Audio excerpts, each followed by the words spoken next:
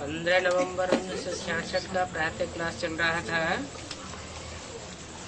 पहले पेज के मध्यांत में और बात चल रही थी, गॉड फादर को कहते ही है लिबरेटर, छुड़ाने वाला।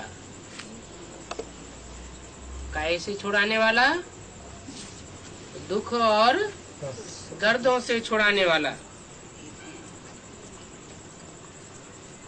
लिबरेट करने के लिए फिर यहाँ पतित दुनिया में ही आवेंगे ना। यहाँ सत्य की दुनिया तो है नहीं, है ही पतित दुनिया।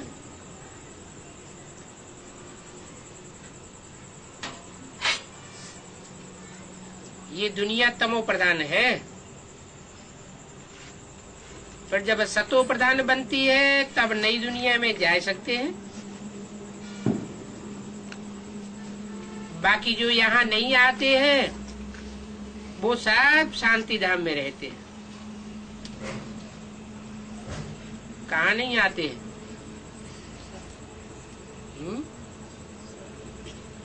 जो यहाँ नहीं आते हैं वो सब शांति धाम में रहते हैं। कहाँ नहीं आते हैं?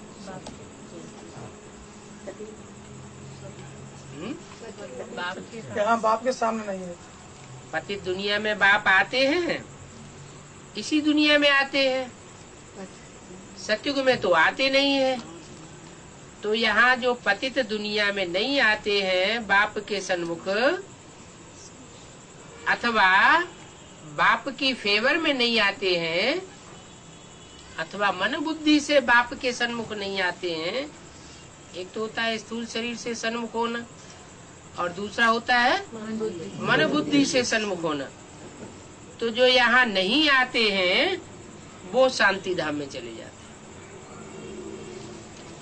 ये दिल में अच्छी रीति बैठना चाहिए क्या, कि जो मेरे से कुछ न कुछ विमुख रहते हैं,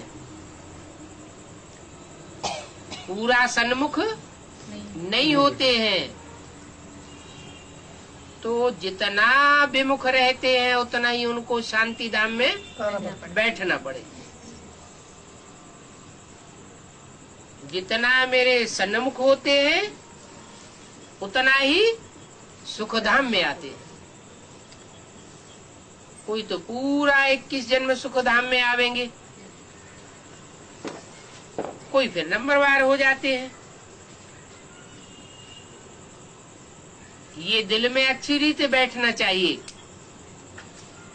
तब ही समझेंगे कि हमको इस बाप को याद करना है।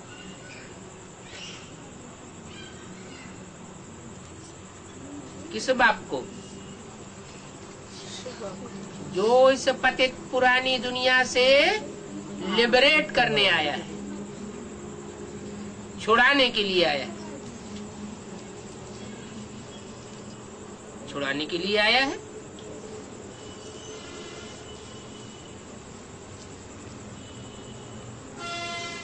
दुनिया से छुड़ाने के लिए आया है, पतित दुनिया से छुड़ाने के लिए आया है। और कोई न छोड़े। जैसे कहते हैं न, पेड़ को पकड़ लिया, पेड़ को पकड़ लिया और फिर कहे ये पेड़ मेरे को नहीं छोड़ता, तो असलियत क्या हुई? पेड़ नहीं छोड़ता या पेड़ को मैं नहीं छोड़ता? छोड़े तो छूटे। इसमें क्या भगवान करेगा और क्या कोई दूसरा करेगा? तो बोला समझेंगे कि इस बाप को हमें याद करना है।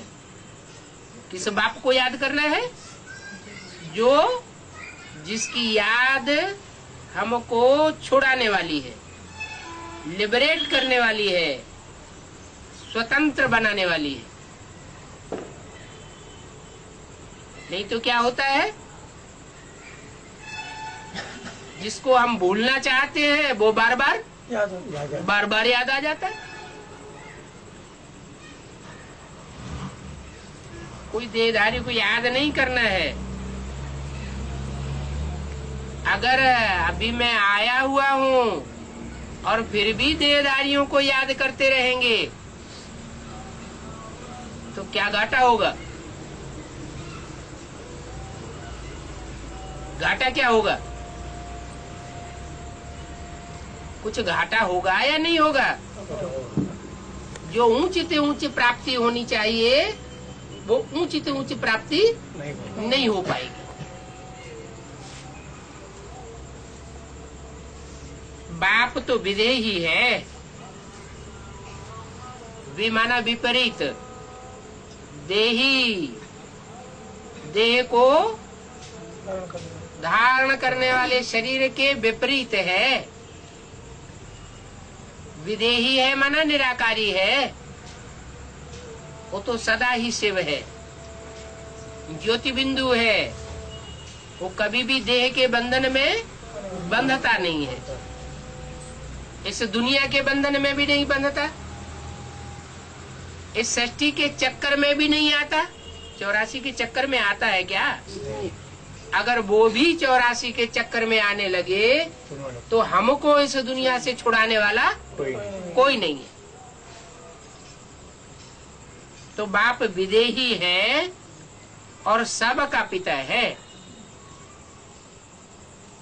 कोई भी आत्मा ऐसी नहीं है जिसका वह पिता न हो। क्या जन्म देता है? आत्मा को जन्म नहीं देता। आत्मा जन्म नहीं लेती, मरती नहीं। आत्मा तो अजर अमर अविनाशी है, लेकिन आत्मा अपने स्वरूप को भूल जाती है। जब भूल जाती है और समझती है कि मैं ये देह हूँ, मैं ये पुतला हूँ, देह में अटैचमेंट लग जाता है। अपनी देह में भी अटैचमेंट लगता है और दूसरे की देह में भी अटैचमेंट लगता है।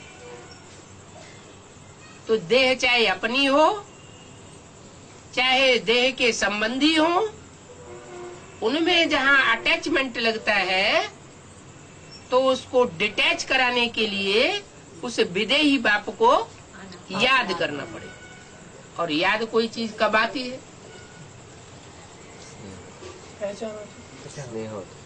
हाँ, पहचान होगी। पहचान होगी वो तो बात पहली।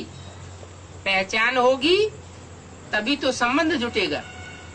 पहचान नहीं होगी तो कनेक्शन नहीं जुड़ सकता। लेकिन याद कब आता है?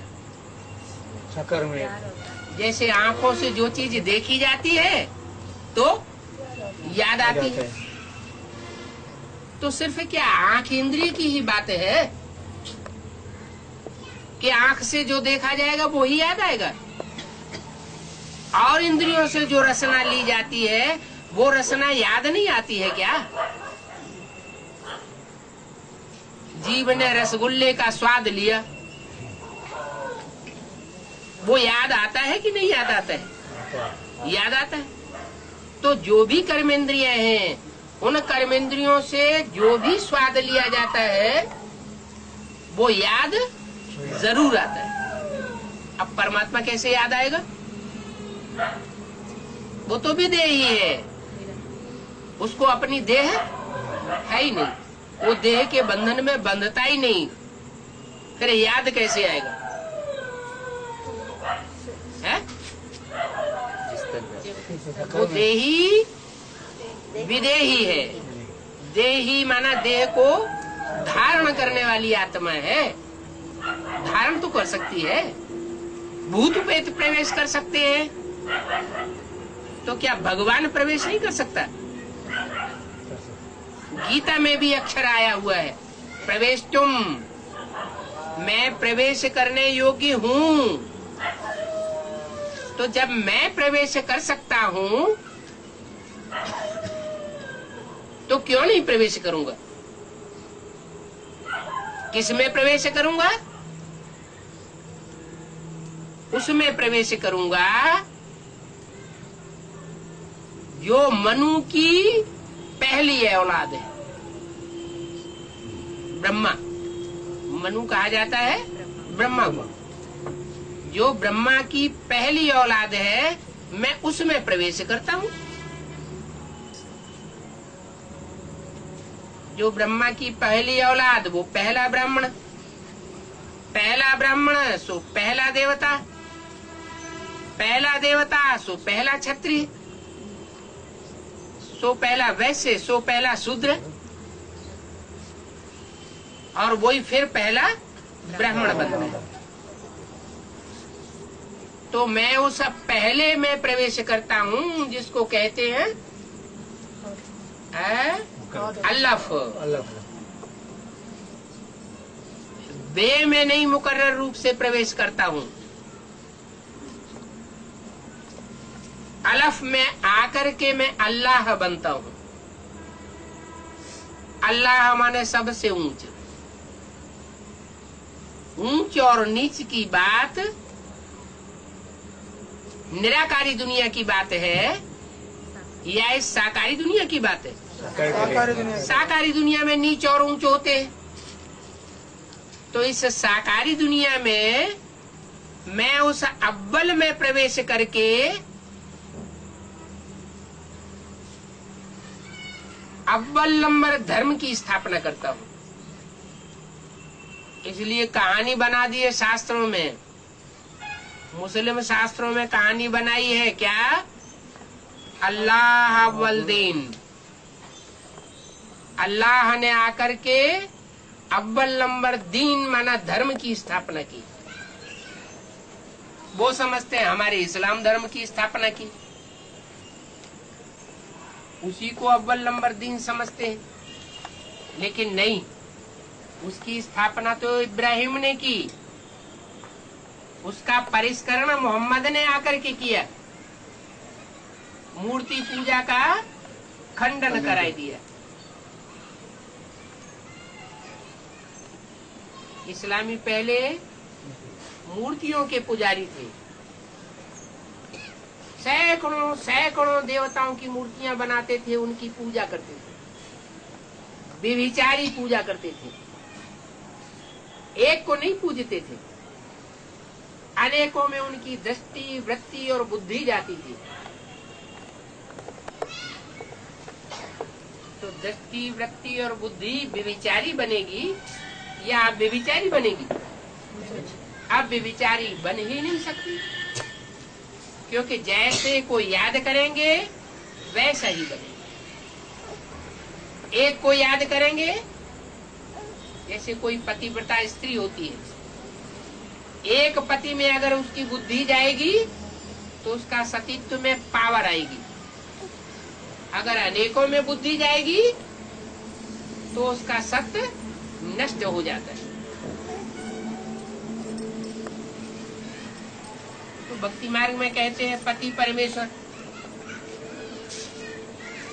अब हर स्त्री का पति कोई परमेश्वर तो होता नहीं, नाम ही है परम ईश्वर। कैसा ईश्वर? परम, बड़े ते बड़ा, ऊंच ते ऊंच। तो वो तो एक ही होगा। ये हर स्त्री का पति परमेश्वर होगा? एक ही हो सकता है। और वो एक जो परमेश्वर है वो परम पिता भी है, परम ईश्वर है, परम पति भी है। वो पिताओं का भी पिता है और पतियों का भी पति है। कब? जब ये सृष्टि बिल्कुल पतित बन जाती है, तब वो आकर के हम आत्माओं के साथ अनेक प्रकार के संबंध जोड़ता है। जिस आत्मा को जिस तरह की जो भी प्यास हो, सब की आकर के इच्छा पूर्ण करता है। लेकिन इच्छाओं में जितना ही व्यभिचार होता है, उतनी ही प्राप्ति में कमी हो जाती है। और जितना अव्यभिचारी इच्छाएं होती है, उतनी ही प्राप्ति जास्ती होती है। कोई तो विश्व का मालिक बन जाता है, विश्व की मालिकिन बन जाती है, और कोई आत्माएं नई दुनिया में जाकर के चांडाल का पद पाती। तो कौन सा पद पाना चाहिए? ऊंचते ऊंचे बाप आया हुआ है, तो ऊंचते ऊंचे बाप के बच्चे भी कैसे होने चाहिए? ऊंचते ऊंचे होने चाहिए। ऊंचते ऊंचे वर्षा प्राप्त करना चाहिए। नीची कैटेगरी की प्राप्ति हम क्यों करें? तो नंबर बन जाते हैं। कोई आत्माएं 84 जन्मों का पूरा सुख भोगती है,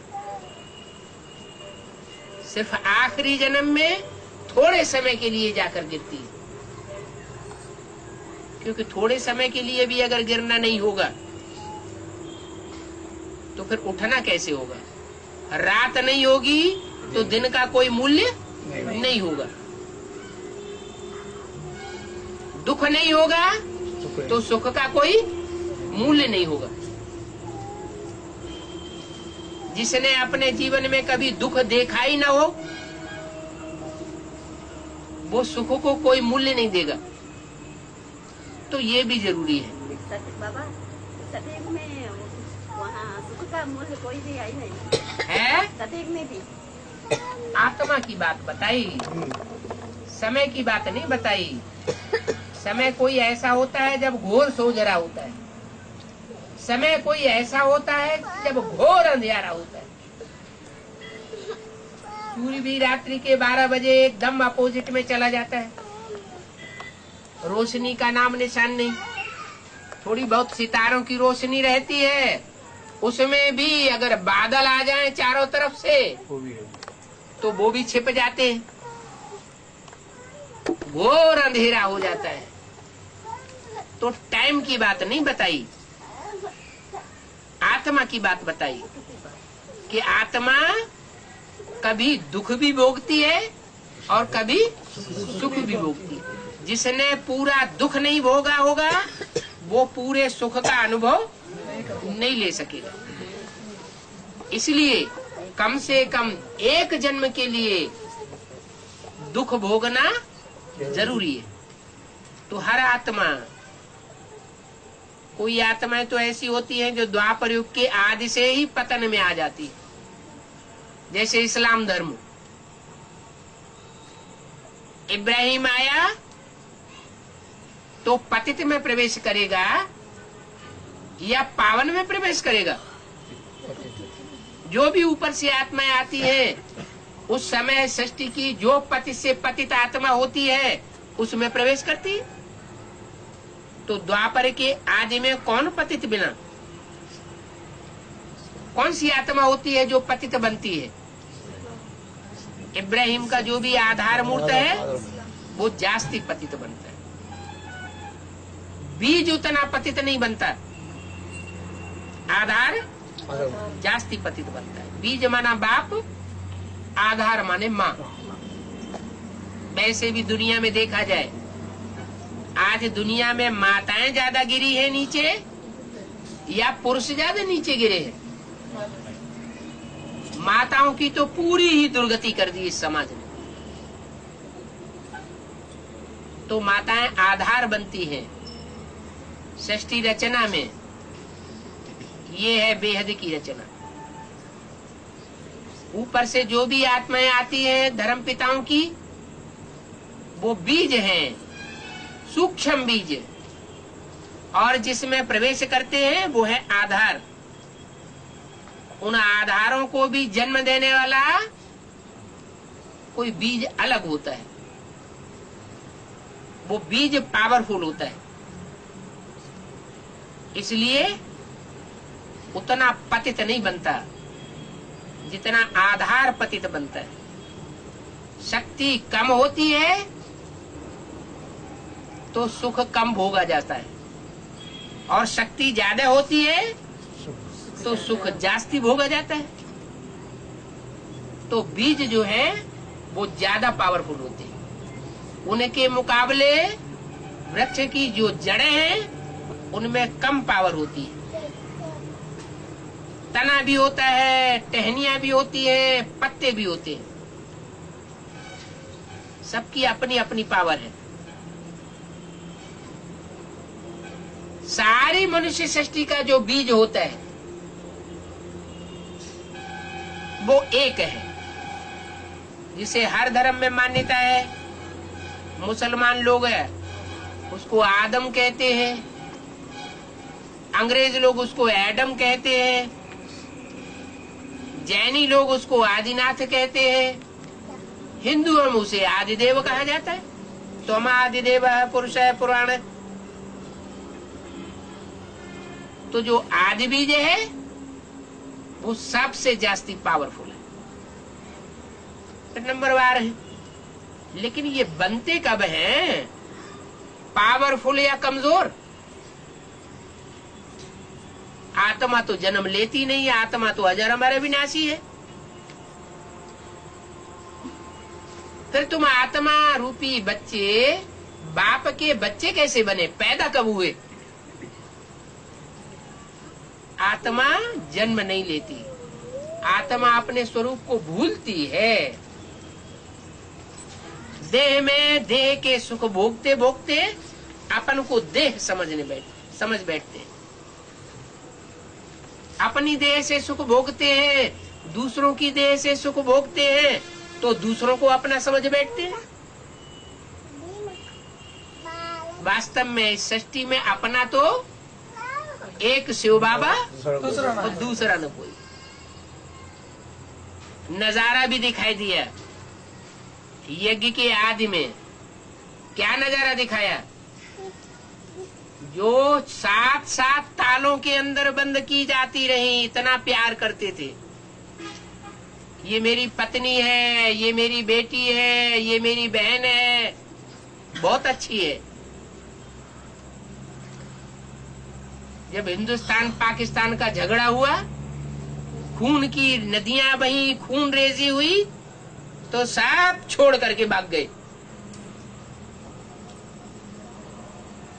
तो धोखा देना हुआ ना, पता चल गया ना कौन किसको कितना प्यार करता है। सब छोड़ के भाग गए, और जो 7-7 तालों के अंदर बंद थी वो परमात्मा बाप के पास कराची में पहुंच गई। उनको साक्षात्कार कराई दिया बुद्धि से। क्या इस दुनिया में कोई अपना, वो तो एक छोटा सा नजारा था,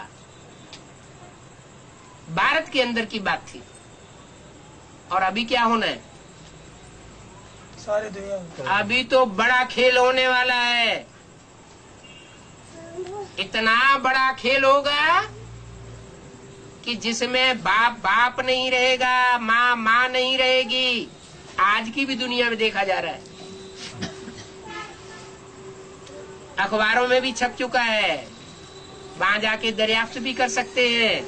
उड़ीसा में ऐसा अकाल पड़ता है कभी कभी कि माताएं अपने बच्चों को बेच देती हैं कसाईयों को, और वो होटल में ले जाके उनको काट देते हैं।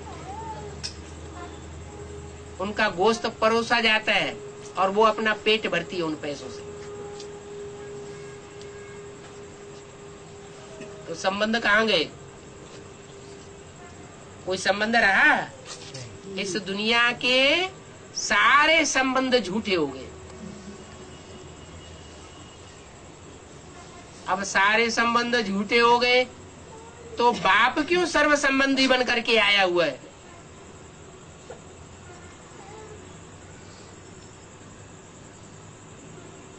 इसलिए आया हुआ है कि बाप ही आकर के सत्य ज्ञान सुनाता है। सब अपने स्वार्थ के लिए झूठी बातें बताते हैं, और बाप आकर के सच्ची बात बताता है। उसे कुछ लेना देना नहीं है किसी से,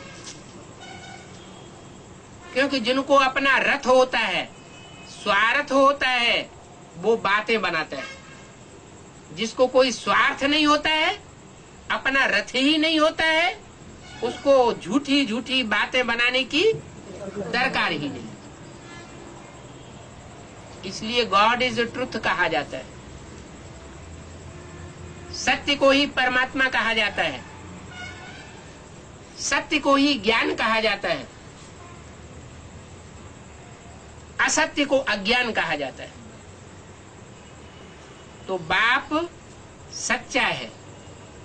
सच्चा बाप आकर के सचखंड की स्थापना करता है, सतयुग की। सत्य माना सत्य, सच्चा युग, और सच्चे बच्चों को पसंद करता है। क्या? अंदर एक और बाहर दूसरे, ऐसे बच्चों को फिर पसंद नहीं करता है। मन में राम बगल में छुरी, ऐसे बच्चों को पसंद नहीं करता। कैसे बच्चों को पसंद करता? जो बहुत भोले हैं। क्या? भोले हैं, इसलिए चंबे में भी जल्दी आ जाते हैं। क्या? कोई भी XYZ उनको अपने पंजे में गुरु फंसाए लेता है। बाप कहते हैं ऐसे भोले बच्चे, जो सच्चे बच्चे हैं, अपना सच्चा पोता मेल बाप को देने वाले हैं, उन बच्चों को आकर के मैं मिलता हूं।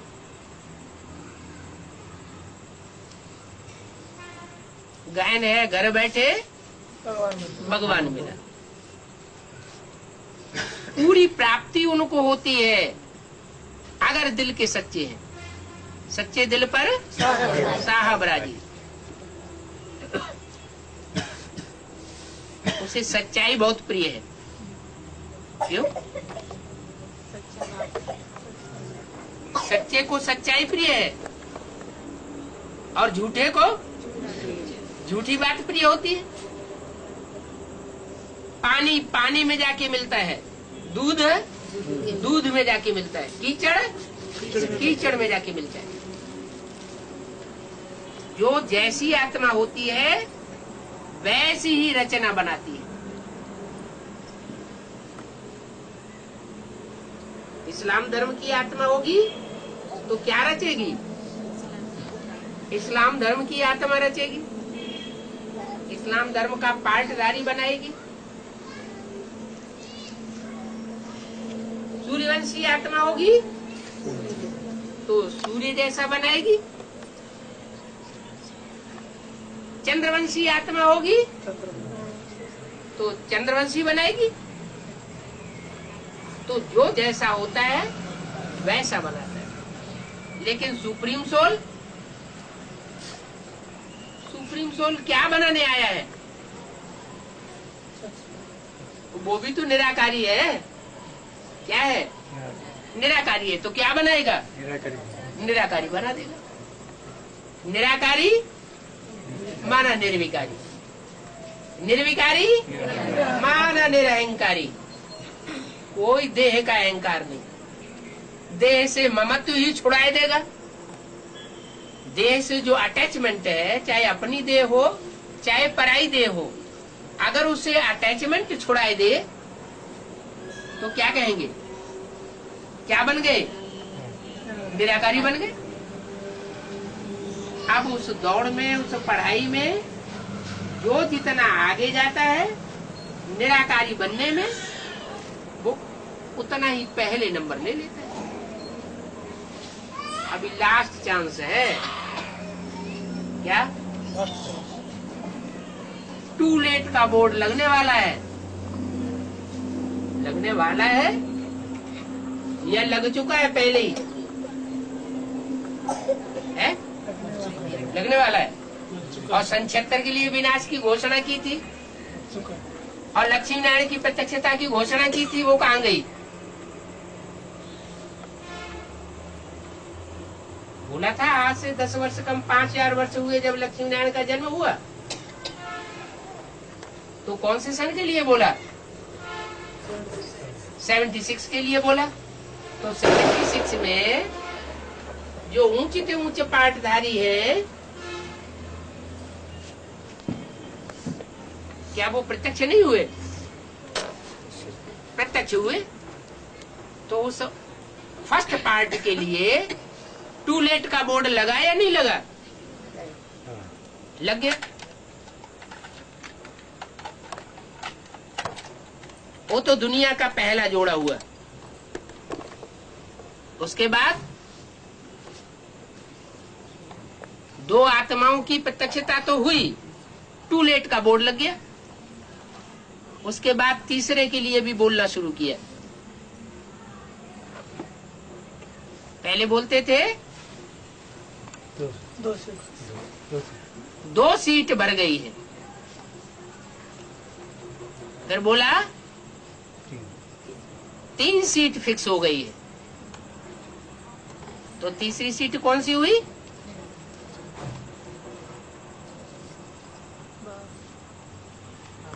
अरे 3 पुरियां हैं शांतिधाम के नजदीक, सूक्ष्म वतन की पहली पुरी, और एक सबसे नीची पुरी 5 प्रकृति के तत्वों के बिल्कुल नजदीक, दुखधाम के नजदीक, साकार दुनिया के नजदीक। सबसे नीचे की पुरी ब्रह्मापुरी, और एक है बीच की, न ऊपर न नीचे, तो वो हो गई न्यूट्रल। अब जो न्यूट्रल है वो लफुल भी है तो लाफुल भी है। जैसे तराजू का कांटा होता है, कांटा अगर एक तरफ झुक जाता है तो बैलेंस नहीं माना जाता, अगर किसी तरफ झुका हुआ नहीं है तो बैलेंस्ड है। यही हमारे जीवन का लक्ष्य है। क्या? कि दुख सुख में समान हो जाए, दुख दुख अनुभव न हो, दुखी न हो, और सुख सुख अनुभव न हो। जैसे सुखी आदमी ज्यादा हो जाता है तो बहुत उछलता है, तो उछलने वाली बात भी खत्म। सुख दुखे समय कृत्वा, जैसे मनुष्यों ने बनाई दी है गीता। और गीता पढ़ाई किसने? भगवान ने पढ़ाई। कब पढ़ाई? कलयुग के अंत में पढ़ाई। यही पढ़ाई पढ़ाने आया हुआ है। क्या? कि जीवन को बैलेंस वाला बनाओ।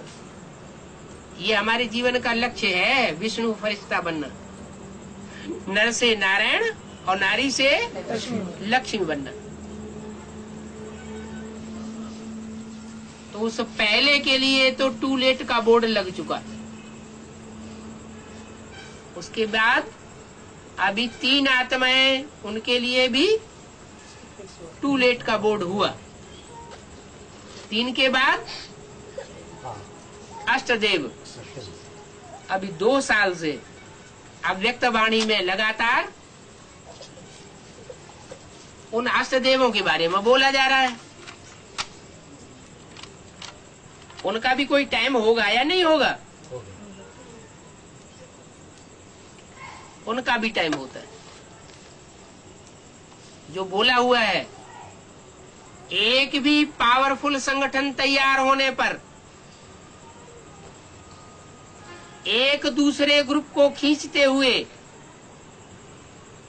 12 के 9 ग्रुप है ना माला में, एक भी पावरफुल संगठन तैयार होने पर एक दूसरे को खींचते हुए, एक दूसरे ग्रुप को खींचते हुए अंत में 108 की माला का संगठन एक हो जाएगा।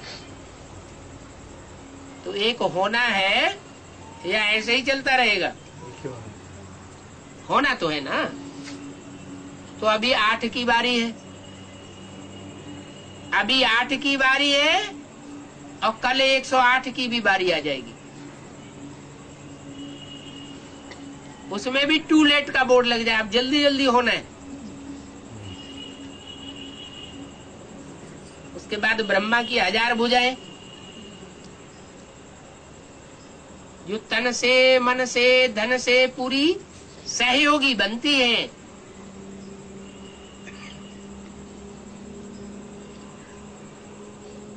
तो वो भी चांस पूरा होना है। फिर 16,108 राज परिवार में आने वाले वो भी प्रत्यक्षता जल्दी होनी है। अब तो 2/3 टाइम तो गुजर गया। कितने वर्ष पूरे हो गए? सन 36-37 से लेकर के 2005 तक कितने वर्ष हुए हैं? 70 आज 69 ईयर्स पूरे होने जा रहे हैं। उसमें भी राधा कृष्ण जैसे बच्चों का जब जन्म होना शुरू हो जाएगा, उस समय तो पुरुषार्थ करने जैसी कोई बात ही नहीं रहेगी। अभी है पुरुषार्थ करने की बात, क्योंकि अभी 500 करोड़ की दुनिया भी मौजूद है। 500 करोड़ की दुनिया के संग के रंग में आते हुए फिर हम तीव्र पुरुषार्थ करें, भगवान की ओर आगे बढ़ने का, तो प्राप्ति ज्यादा है। क्योंकि अभी बाप गुप्त है। गुप्त को जिसने पहचान लिया वो ही पक्का पुरुषार्थी। इसलिए ऋषियों महर्षियों ने भी अमृत बेले का टाइम चुना है पुरुषार्थ के लिए, कि सूर्य निकलने से पहले जो पुरुषार्थ होता है वो ही असली पुरुषार्थ, वो फाउंडेशन बेला है। वो तो हद की बात हो गई। अभी प्रैक्टिकल में ज्ञान सूर्य संसार में प्रत्यक्ष होने वाला है। प्रत्यक्ष हो जाएगा फिर पुरुषार्थ करने का कोई उतना महत्व नहीं रह जाएगा। अभी महत्व है, लास्ट चांस है, तो लास्ट चांस ले लेना चाहिए। क्या दुनिया में आकर्षण भी बहुत है। जो पैसे कमाने में लगे हुए हैं वो बैंक बैलेंस बढ़ाते ही चले जा रहे हैं।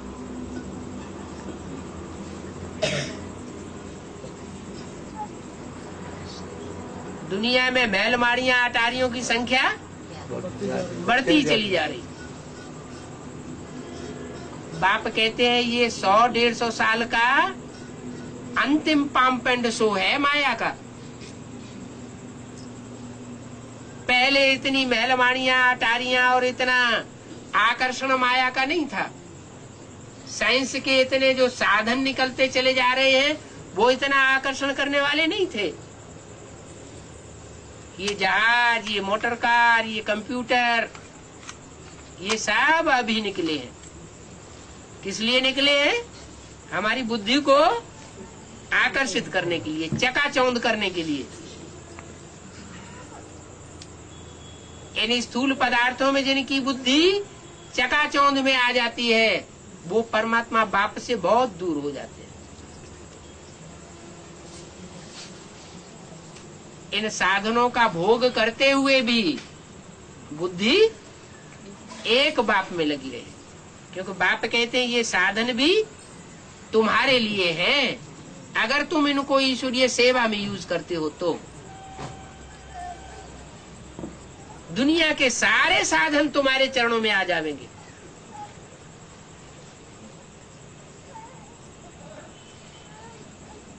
यज्ञ की कल वाली जो दीदी दादियां दादाएं जो काखागा नहीं जानते हैं, लौकिक पढ़ाई का जानते थे,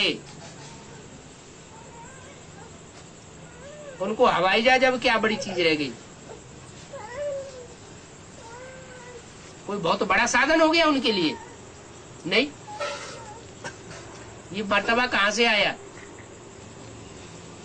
है? ईश्वरीय नॉलेज का बेसिक पाठ ही पढ़ा ना, तो बेसिक पाठ में भी इतना मान मर्तबा, इतनी हद की प्राप्ति, तो जो संपूर्ण पढ़ाई है वो पढ़ेंगे तो उनको कितनी प्राप्ति होगी। लेकिन संपूर्ण पढ़ाई पढ़ने में भी भाषा आड़े आ जाती है।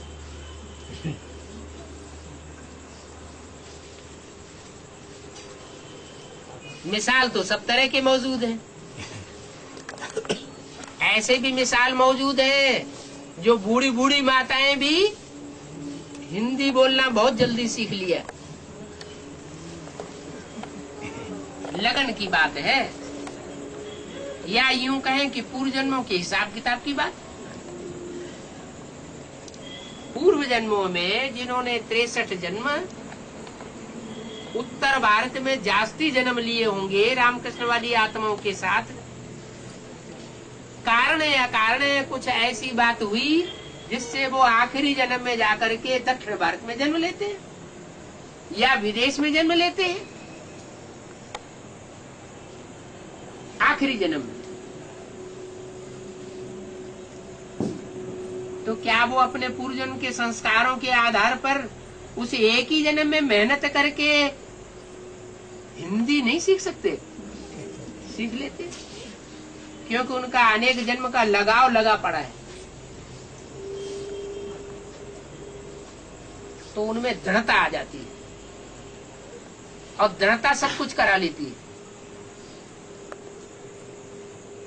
दक्षिण भारत की माताएं भी अगर इस बात पर दृढ़ हो जाएं कि हमें रोज क्लास करना है, संगठन में बैठना है और हिंदी ही बोलनी है, दूसरी भाषा क्लास में नहीं बोलनी है।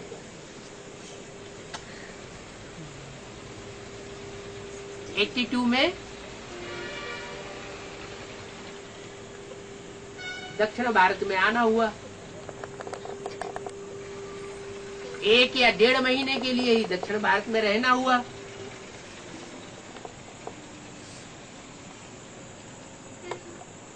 अंग्रेजी बोलना बिल्कुल नहीं आता था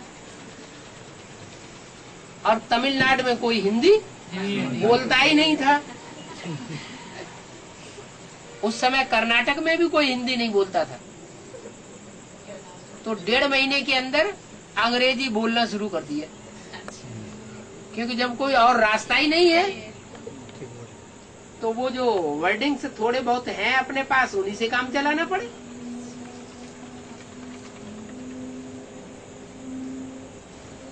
तो करने से सब कुछ हो जाता है। ऐसी सोसाइटी हमको बनानी है कि उस सोसाइटी में मूव करने से भाषा जल्दी आ जाए।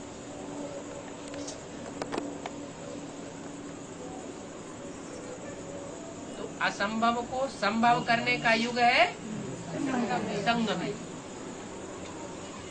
लेकिन कब?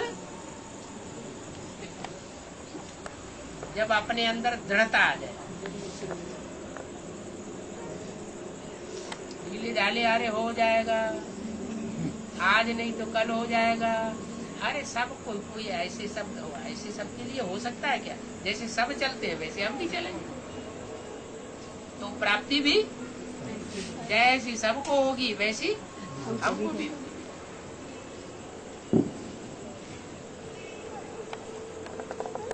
तो बोला विदेही बाप सबका पिता है और सबको विदेही बना करके छोड़ेगा। सबको निराकारी स्टेज में जाना है। जो जितनी जल्दी निराकारी स्टेज में जाएगा, देह और देह के संबंधों से परे हो जाएगा। 500 करोड़ का जो माला का मणका है वो नंबर फिक्स क्या 500-700 करोड़ रुद्रमाला है, बड़ी तो बड़ी। परमधाम में नंबरवार जावेंगे और नंबरवार ही उतरेंगे। तो जो जितनी जल्दी निराकारी स्टेज को धारण करेगा, माने देह और देह के संबंधों से परे जावेगा, वो उतना ही माला में पहला नंबर, ऊंचा नंबर ले जावेगा। और जो जितना ऊंचा नंबर लेगा वो उतना ही ऊंचा जन्म जन्मांतर का सुख भी भोगेगा। क्या नीचा मणका तो नीचा सुख परसेंटेज में, और ऊंचा मन का तो ऊंचा सुख परसेंटेज में। पहले जन्म की जो प्रजा होगी 9 लाख प्रजा होगी ना सतयुग में, वो प्रजा की भी कोई विशेषता होती है। उनमें भी जो 4.5 लाख होंगे जन्म देने वाले, उनकी तो विशेषता की बात ही मत पूछो। क्यों? क्योंकि वो तो चढ़ती कला के पुरुषार्थी हैं। 4.5 लाख बच्चे जो जन्म लेंगे वो तो उतरती कला में जन्म लेंगे। क्या उनका जन्म लेना कौन से युग में होगा? जब दुनिया की कलाएं उतरने लगेंगी। और उनको जन्म देने वाले जब तक जिएंगे तब तक उनकी चढ़ती ही चढ़ती कला होनी है, उतरती कला नहीं होगी। तो उनमें संस्कार कौन से पड़ गए? जो भी 63 जन्म होंगे, उन 63 जन्मों में भी उनके संस्कार चढ़ने के पड़े हुए हैं, उतरने के नहीं पड़े हुए। उनमें भी फिर नंबरवार हैं। कोई पहले निराकारी बनते हैं, कोई बाद में निराकारी बनते हैं। जो 1 लाख है पहले, जो युग रुद्र यज्ञ रचे जाते हैं तो वो लाख मण के तैयार किए जाते हैं और उनकी पूजा होती है। जरूर उनमें विशेषता है। जो ज्ञान उन्होंने धारण किया है वो ज्ञान और 9 लाख मणकों ने, 8 लाख मणकों ने धारण नहीं किया, क्योंकि वो सूर्यवंशी मणके सूर्यवंश की लिस्ट में आते हैं। दूसरे वंश की आत्माएं उनका ज्ञान में मुकाबला नहीं कर सकती। यहाँ का ईश्वरीय ज्ञान जन्म जन्मांतर का स्थूल धन बन जाएगा। क्या? जो यहाँ जितना ही ईश्वरीय ज्ञान को धारण करने वाला बनेगा, उतना ही जन्म जन्मांतर का स्थूल धन का स्वामी बन जाएगा। तो सबसे ज्यादा साहूकार कौन बनेंगे? है राम राजा, राम प्रजा, राम साहूकार। वो सूर्यवंशी बच्चे जन्म जन्मांतर के साहूकार बनेंगे। हाँ, अंतिम जन्म में तो नीचे गिरना ही होता है। उसमें भी बाप कहता है, बच्चे मेरा पार्ट तो अलग है, मैं तो सबका बाप हूँ, गरीबों का भी बाप हूँ, क्योंकि गरीब निवाज बन करके मुझे आना है। लेकिन अंतिम जन्म में भी तुम बच्चे मेरे से ज्यादा धनवान होते हो।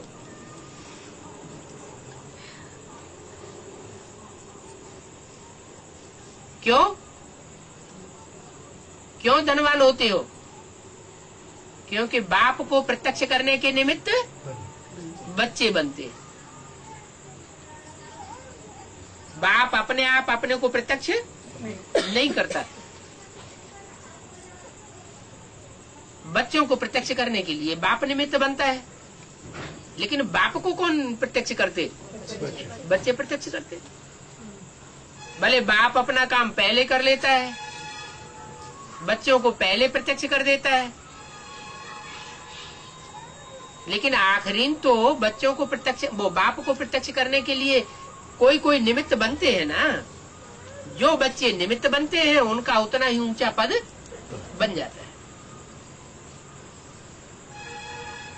तो वो बाप है विदेही सबका पिता,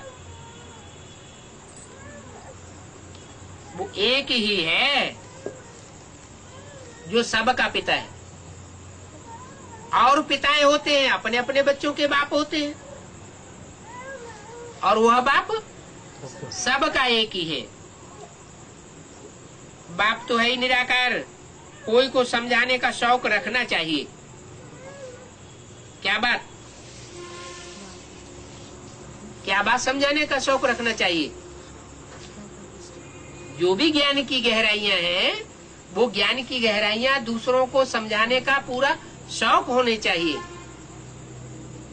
खुद समझा हुआ होगा तो दूसरों को भी समझाने का उमंग उत्साह आवेगा। प्रदर्शनी में बाकी लोग आते हैं, सर्विस में तुम बच्चों को जोश और उल्लास रहता है। क्या कहा? जोश और उल्लास बढ़ेगा कब? अगर हम सर्विस फील्ड में रहेंगे तो हमारा उमंग उत्साह बढ़ता रहेगा। क्यों बढ़ता रहेगा? हम डागली सर्विस में रहे हैं तो क्यों नहीं बढ़ेगा? वो सेवा नहीं है क्या? समाज की सेवा नहीं है, है? क्यों? वो भी तो समाज की सेवा है। हाँ, वो समाज की सेवा तो है, लेकिन वो सेवा तो हम 63 जन्म से करते आए, लेकिन दुनिया तो नीचे गिरती चली गई। और वो हम स्वार्थ पूर्वक सेवा करते आए, अपने पेट के लिए, अपने रथ के लिए। और ईश्वरीय सेवा इस रथ के लिए प्राप्ति वाली नहीं है। ईश्वरीय सेवा भविष्य 21 जन्मों के लिए है, और भविष्य 21 जन्मों के आधार पर 63 जन्मों का भी हिसाब किताब ऑटोमेटिक बन जाता है। 21 जन्मों के लिए जिसने जैसा पुरुषार्थ किया होगा, वैसा ही 63 जन्मों का पुरुषार्थ करने का मादा आत्मा में तिरोहित हो जाता है। हर जन्म में पुरुषार्थ करेगा, अगले जन्म में प्राप्ति करता रहेगा। तो ये मादा कहाँ से फाउंडेशन पड़ा?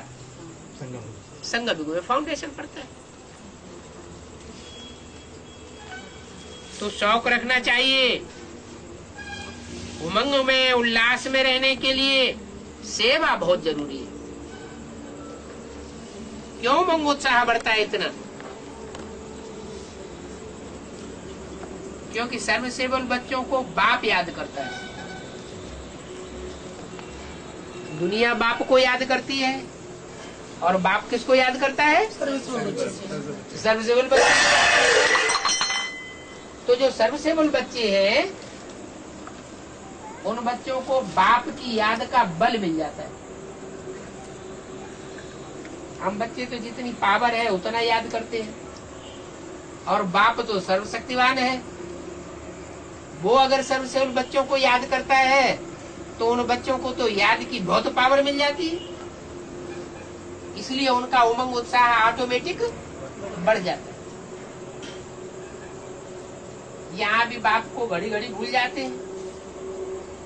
प्रदर्शनी में सर्विस करते रहेंगे तो बाप की याद कभी भूलेंगे नहीं। क्या? तो क्या करें? जड़ चित्रों की प्रदर्शनी तैयार करें, है? जो बेसिक नॉलेज में करते रहे। क्या करें? और जड़ चित्र बनाए हैं? वो तो बेसिक नॉलेज की बात हो गई। बच्चों को जड़ चित्रों के ऊपर समझाया जाता है। काका गागा सिखाना है ना, तो का माने कबूतर बना के रख देंगे, खा माना खरगोश बना के रख देंगे। ये तो बच्चों वाली बात हो गई। यहाँ जड़ चित्रों की प्रदर्शनी की बात नहीं है। एडवांस नॉलेज में कौन सी प्रदर्शनी दिखानी है? चैतन्य चित्रों की प्रदर्शनी। वो चैतन्य चित्रों की प्रदर्शनी सन 76 से ही बनना शुरू हो गई। एडवांस नॉलेज शुरू हुई और चैतन्य चित्रों की प्रदर्शनी भी शुरू हो गई। पहले 2 की, फिर 3 की, फिर 8 की, फिर 108 चित्र बढ़ जाएंगे, फिर चित्रों की संख्या बढ़ती जाएगी। तो क्या करना चाहिए? प्रदर्शनी में सर्विस करते रहेंगे तो बाप की याद भूलेगी। माना जो भी चैतन्य चित्र तैयार होते जाएं, अगर उनके साथ भी रहेंगे तो हमारी अवस्था बहुत अच्छी रहेगी। प्रदर्शनी की वो चैतन्य चित्र समझाते रहे, जो सामने आए उन चित्रों का परिचय देते रहे। यहाँ भी बाप को घड़ी घड़ी भूल तो जाते हैं ना, सर्विस में नहीं भूलेंगे। वहां तो सबको याद कराते रहते हो। जब खुद याद में रहेंगे तभी औरों को याद दिला सकेंगे। तुम बच्चे पढ़ रहे हो, बुद्धि में है हम अपनी राजधानी स्थापन कर रहे हैं और अपने लिए स्थापन कर रहे हैं। क्या जितनों को बाप का परिचय देंगे वो हमारी राजधानी में आ जाएंगे। परिचय देने मात्र से ही हमारी राजधानी में आ जाएंगे। अगर वो पुरुषार्थ करेंगे तो राजा बन जाएंगे।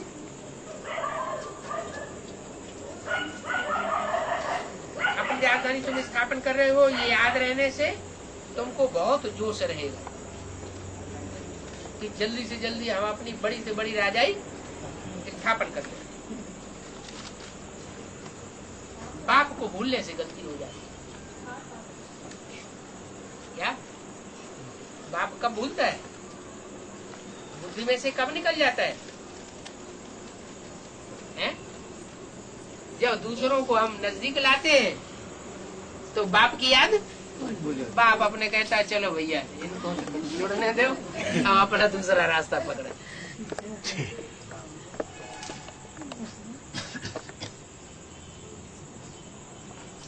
तो बाप कहते हैं कभी मत भूलो।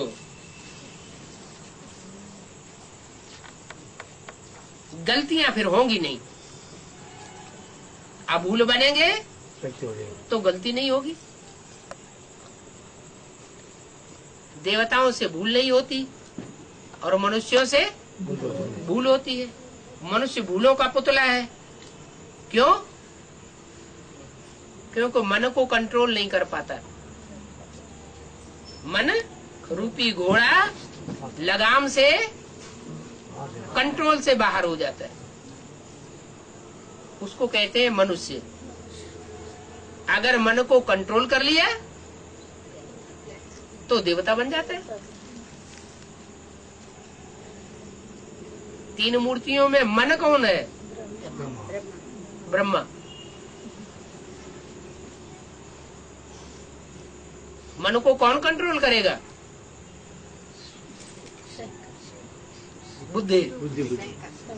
बुद्धि कहती है ना ये करना चाहिए, ये नहीं करना चाहिए, ये श्रेष्ठ है, इसका संग करना चाहिए, ये निष्कष्ट है, इसका संग नहीं करना चाहिए, ये धोखेबाज है, इसका संग करना चाहिए, ये सदा का दोस्त है, इसका संग करना चाहिए। तो बुद्धि फैसला कर देती है क्या राइट है, क्या रंग है। बुद्धि को हम अगर आगे रखेंगे तो जजमेंट सही होगा। क्यों? क्योंकि हर मनुष्य आत्मा को जन्म से ही बुद्धि की दात मिली हुई है। ड्रामा प्लेन अनुसार कहो या भगवान से कहो, वो दात मिली हुई है। बहुत बड़ी दात है। ईश्वर की या ड्रामा की बहुत बड़ी देन है जो हर एक को मिली हुई है। क्या? बुद्धि। तो जो ईश्वरीय देन मिली हुई है उस ईश्वरीय देन का उपयोग करना चाहिए ना, उसे काम में लाना चाहिए ना। बुद्धिमानों की बुद्धि है भगवान बाप और हम उसके बच्चे हैं। तो बच्चों को बाप की प्रॉपर्टी यूज करनी चाहिए ना। यूज न करें, ऐसे ही पड़ी पड़ी सड़ती रहे तो ना अपना भाग्य बनेगा, अपना फायदा होगा और ना विश्व का कल्याण होगा। तो बुद्धि काम में लानी चाहिए।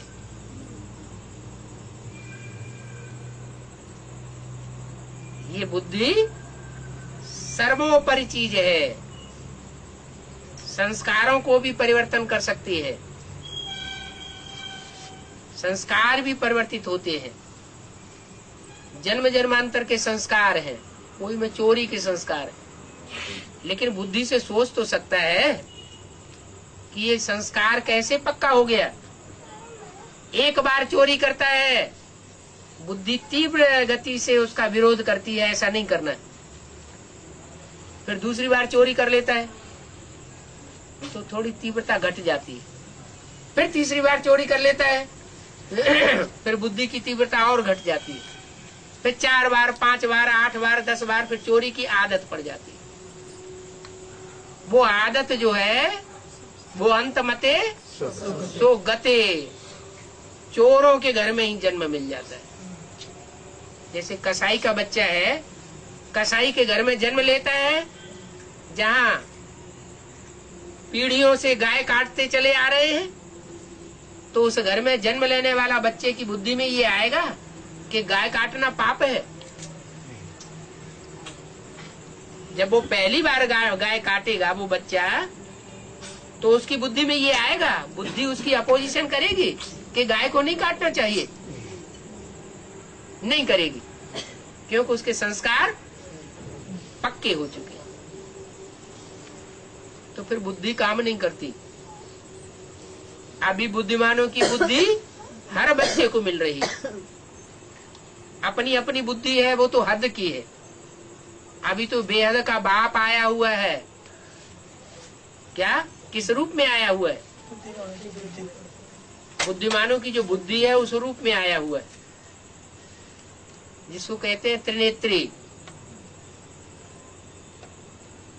तो अपनी अकल काम न करती हो तो क्या करना चाहिए है? अपनी अकल अगर काम नहीं करती है तो जहां से अकल मिलती है वहां से अकल ले लेना चाहिए। ओम शांति।